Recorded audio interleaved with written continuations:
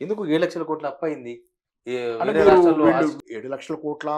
కాదా? ఆ లెక్క ఇదమిద్ధంగా అనేది చెప్పడం తలా ఒకటి నోటికొచ్చే లెక్క చెబుతున్నారు.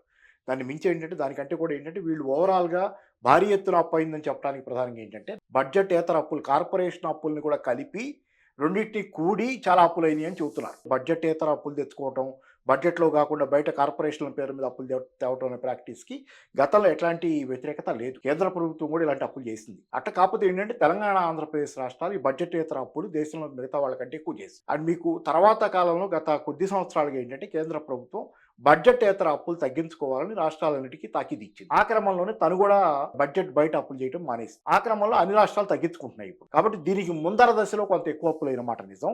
దాన్ని వేలెత్తి చూపించి ఈ మాటకోసం ఆ వేలెత్తి చూపించి అప్పులు ఎక్కువైనయి చెప్పడం అనేది ఒక బూటకపు డ్రామా. ఎందుకంటే తెలంగాణ ప్రజల్ని బెదరగొట్టడానికి చేసినటువంటి డ్రామా తప్పితే తెలంగాణ అప్పులు చాలా రాష్ట్రాలతో పోల్చుకుంటే చాలా మెరుగ్గా ఉన్నాయి.